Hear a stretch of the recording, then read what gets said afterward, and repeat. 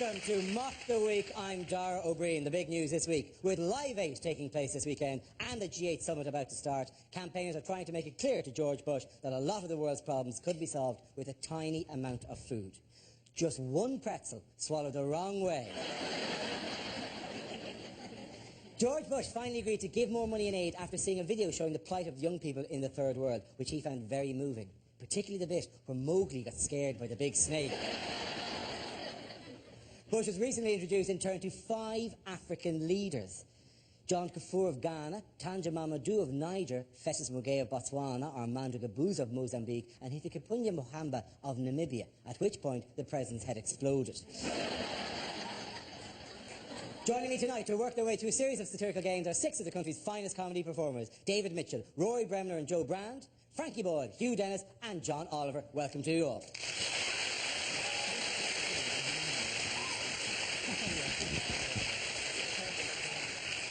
Let's kick off with a round called Headliners. I show the teams a photo of someone who's been making the news this week, along with the initial letters of a newspaper headline. The teams have to tell me what the letters stand for. This one is for both teams. Here's a picture of Tony Blair and Home Secretary Charles Clarke. So what does BWCB stand for? Blair worships Crazy Bush. I know she's not actually in the picture, but is it Blair wants Kaplan beheaded? It's sort of a dance thing going on. It's Blair wins cha-cha battle. Or Blair waves credibility goodbye. Or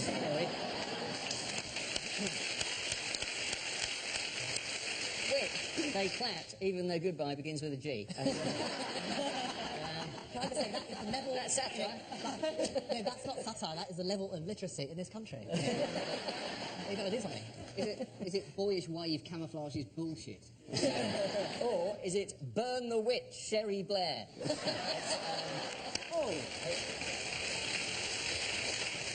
Which they clapped, even though there was a "the" in it between B and W. I clapped and she's my wife. There's no evidence of Sherry Blair engaging in witchcraft. I think so. We should test her. We should dunk her and find out. Yeah, we could, because that would be the Blair Witch Project. Unbelievable. Hang on a second. Frankly, phenomenal work. You pop them up, I knock them over, Rory heads in the back of the net. It's glorious.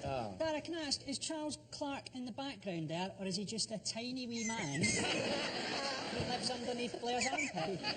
Pops out every so often to talk about ID cards. Or is it Britain wants Calais back? Yeah.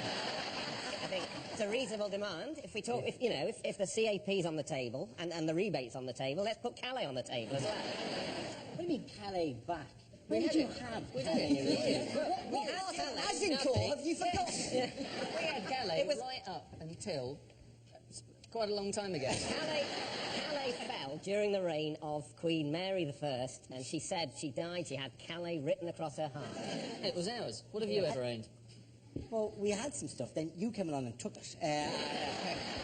And now we're slowly trying to get it back off you. So I don't advise doing this for France. Yeah. So you had Calais for a while, and you think now this is the right time in which to redemand the return of Calais. That's why the Channel Tunnel comes up there, really. It's for troop movement. The sudden march on Europe by the panel is quite scary, isn't it? Okay, Blair wrong, cards bad. I think it is about ID cards. Is it Blair wins card backing? Actually, it is Blair wins card battle, which refers to the vote this week in the House of Commons on the proposed identity card bill, which is passed by just 31 votes. You in favour of this? No, I'm totally in favour of ID cards. Often I wake up in the morning and I think, what is my identity? All I have to tell me are all the cards in my wallet and what my face looks like in the mirror. And I've realised that what I really need is to have my identity put on a giant computer like I'm some sort of sex case, Dara. Are you not already on a number of computers as if you were some sort of sex? You just claimed you're on a sex offender's computer. I don't mind. To be honest, you know, it's so hard to get in the edit of this thing anyway. You might as well just pretend to be a paedophile. You get more screen time. Anyone knows I'm not a paedophile because I don't have a beard. What worries me about it, and it doesn't worry me at all, particularly, apart from the biometric testing of the fingerprints and the irises of your eyes, because I don't like the idea of some hairy great border guard staring into my eyes on the basis that some of them might quite enjoy it. A friend of mine actually went to Bulgaria a long time ago, but they looked at his passport, and on his passport photo, he'd actually had a beard, which he'd shaved off before he went on holiday. And so this guard sort of looked a bit confused, and he explained he used to have a beard. This guard actually went and got a bit of fur and gaffer taped it to his face. He looked at him, and then they shot him.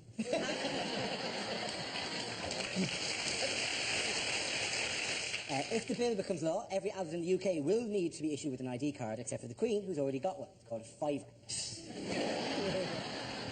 To be fair, she doesn't look anything like that, though, does she? You mean they'll stop her at customs and go, Yeah, look at you, don't no, and they'll gaffer tape a beard onto her face.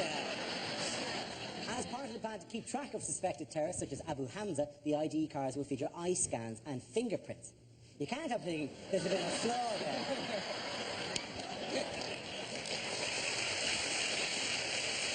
The winner of that round was Rory's team. The next round is called Between the Lines. Rory and Hugh, can you make your way to our Mock the Week press pit?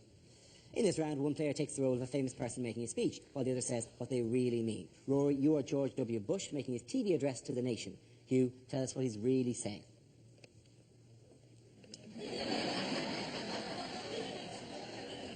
My fellow Americans, People of Florida.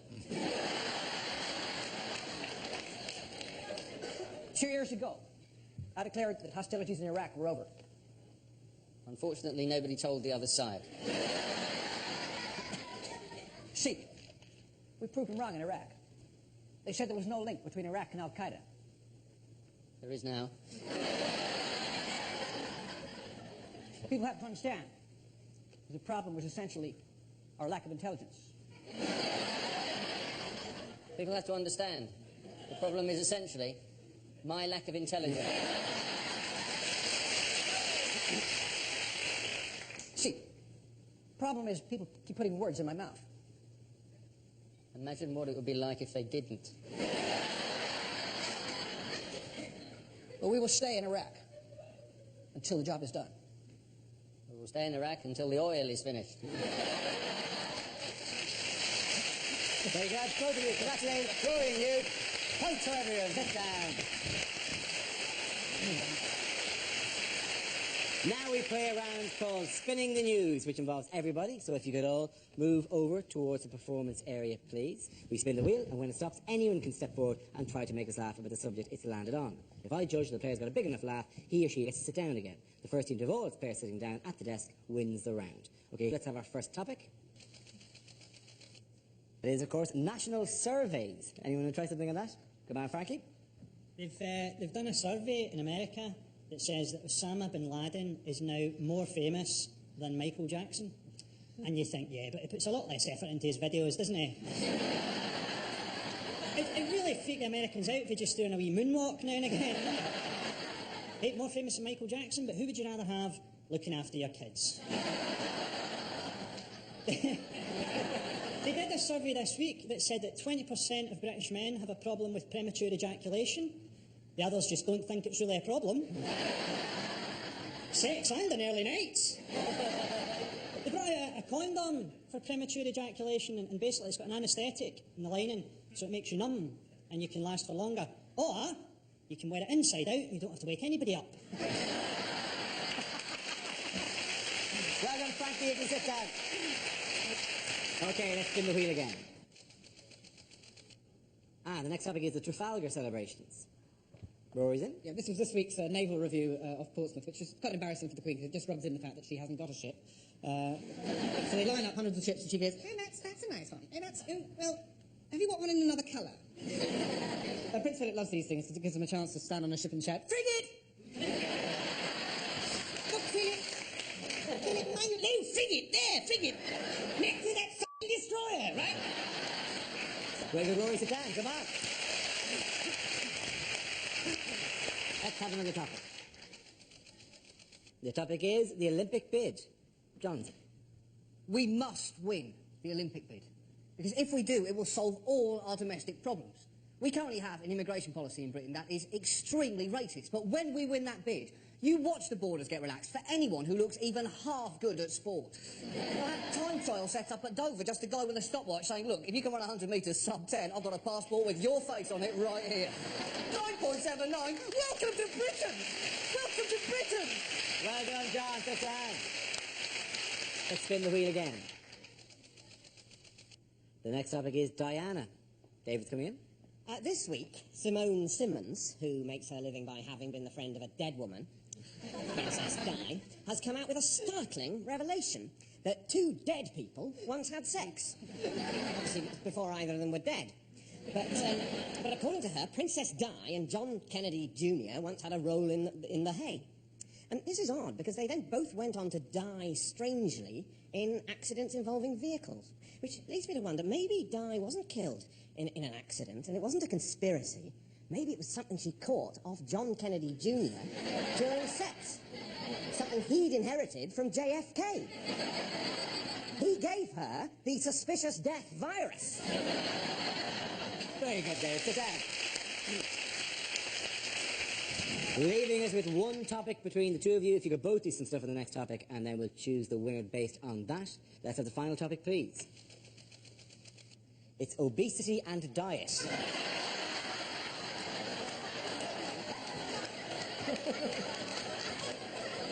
Hugh, would you like to go first?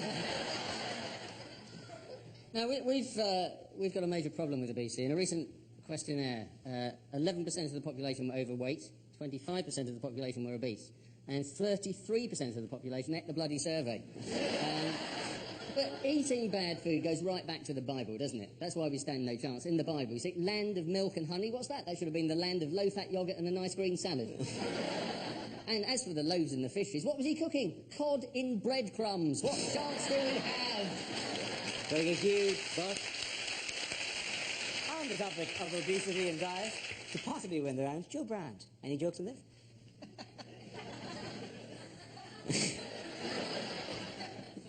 I might just move the microphone stand because you won't be able to see me otherwise.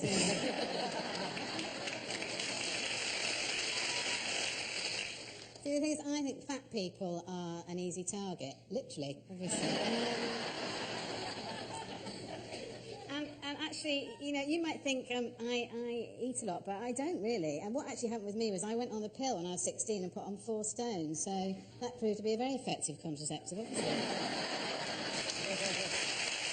I think Joe has to be the winner there. Well done, Joe. Come on back over. All the points go to Joe, Roy and David. This round is called If This Is the Answer, What Is the Question? On the board are 6 categories relating to current events. For each category, I read out an answer, and the players have to guess what the question might be. David, do you want to choose? Yeah, can I have the environment, please? Okay, category is the environment. The answer is between 19 and 23. What is the question? Is it where the postman puts mail for number 27?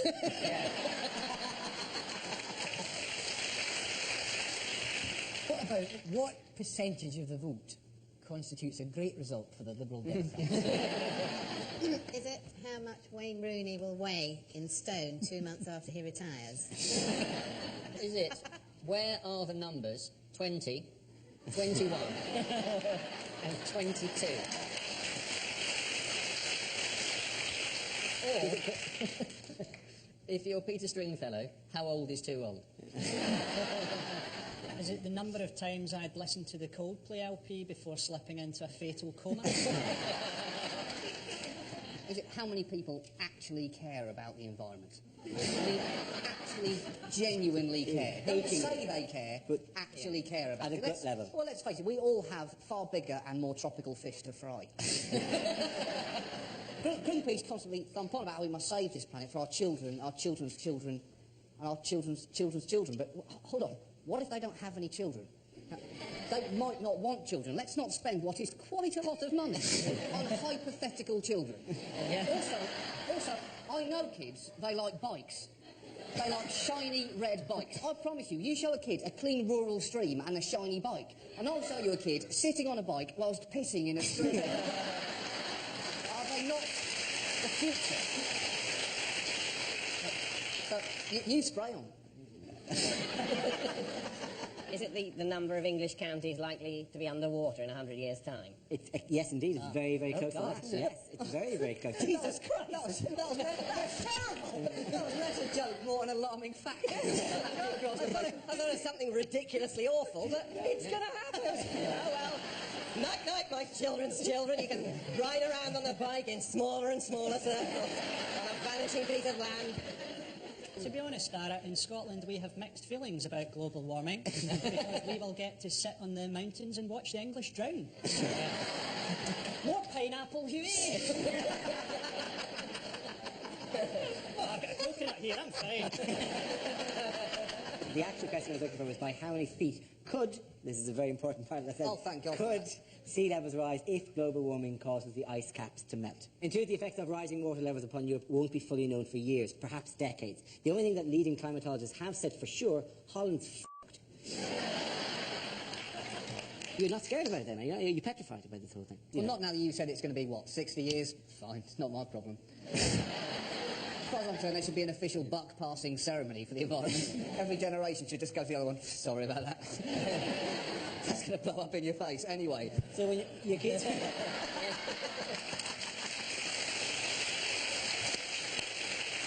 Hugh, which category would you like? Scandal, please. You'd like scandal? The answer is no, no, no. What is the question? In alphabetical order, what are Ian Paisley's 3 favourite words? Or, how would the word no sound if you said it once in a cave? Is it the name of a new musical based on the life of John Leslie?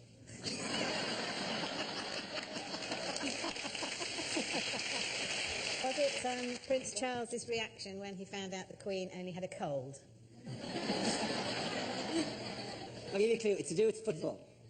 Ah, well, thingy then, isn't it? Faria Alam. Yeah. Yes, indeed it is. The question I was looking for is, what answer did Faria Alam give last year when asked by the Mail on Sunday whether David Davies had flirted with her?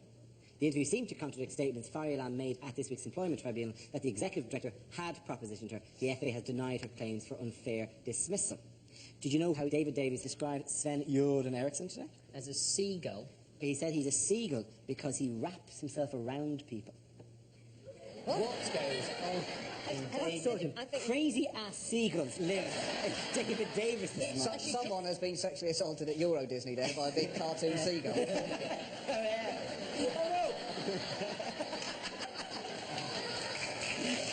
No pictures. No pictures. It's just great to imagine Sven-Göran Eriksson's dating technique. It's just to go to a restaurant and then suddenly go... You've had enough foreplay! Just hover around the place. You finished with this? Yes. There's still a bit there. So what about the expenses? I'll put it on the bill. Faria claimed at the tribunal that when the scandal broke, her FA bosses gave her a severe grilling, which was a relief, and she was afraid she might get a roasting. That's the end of the round. Difficult to gauge there, but I really think it's between David and Frankie going for the points of that one. So well done to both of them. This round is called Prime Minister's Questions. For the purpose of this game, I'll be the Speaker of the House of Commons. Rory, you're going to take on the role of Tony Blair. David and Joe, you're his Labour front bench colleagues. Hugh, you'll be a Conservative leader with your front bench, which is, of course, Frankie and John. You'll be taking a small story but treating it as if it's the heavyweight issue of the week. To start, I'd like to ask the Prime Minister for the government's reaction to the news that farmers have launched a campaign to get the term couch potato removed from the Oxford English Dictionary. They say the phrase makes the vegetable seem unhealthy and is bad for its image. Prime Minister? Yeah, Mr. Speaker, the House will wish to be informed of the campaign by the British Potato Council to have the words couch potato. I say You may say potato. We say potato. Well, you know. In which case, let's call the whole thing off. Thank you. Can I congratulate the Prime Minister on his treatment of the word couch potato?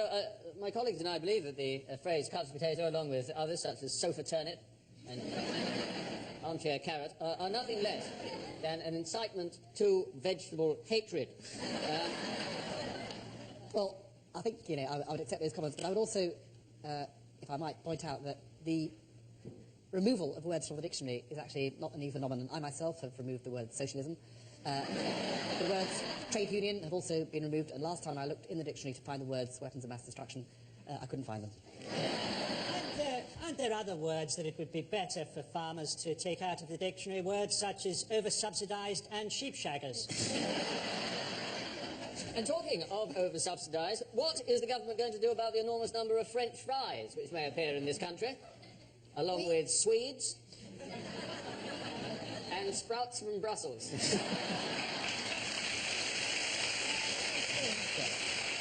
We actually believe that genetically modified crops are the way forward for the potato. We say new labour, new potatoes. We agree. We believe it would be a very good idea to combine the genes of a King Edward with that of a Premiership footballer to get a potato that roasts itself.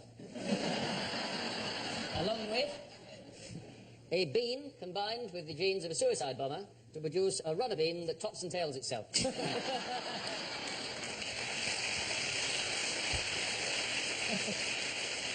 The party opposite can trade potato puns as long as they like, but when the chips are down, we won the election and they lost. Can I suggest you are simply being pea-brained? I take it you're an expert in the field?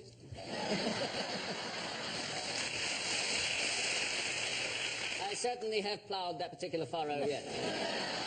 You see, I mean, this is, yeah, oh yeah. Huh? I think you've gone to seed. No. You know, I tell you, I look at the party opposite, and what do I see? I see 1 potato, 2 potato, 3 potato, and 4. What will the party opposite do about the disputed territory of Kashmir? We will launch a Spud missile. These ideas are half-baked. That's enough, and the winner of that round is Hugh.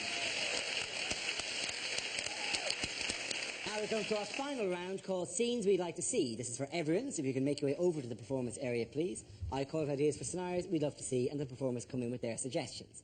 Okay, here we go. The first subject is bad things to say on stage at Live 8. They've put a lovely spread on backstage. North Star, caviar. Let's not cancel that. Let's consolidate it into one manageable...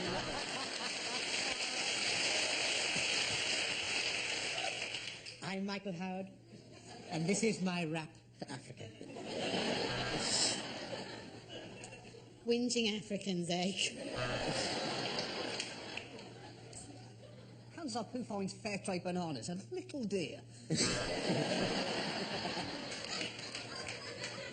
A lot of people complain that there are no ethnic minorities at this gig, but no, here they are, the black and white minstrel show.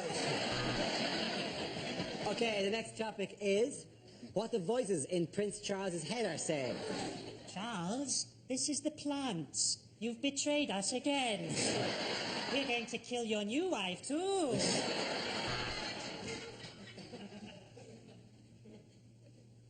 If I really am the father, why is he so stupid? How much would it cost to turn Windsor Castle bouncy? Kill a swan, they can't touch you for it. Nazi uniform. No, that was funny. So what if she's your mother? Just press the pillow over her face and count to 100. Very good. The next topic is inappropriate things to say on winning Wimbledon. Mr. Blair, this is for Iraq. 3 sets, no smell. That's palm olive.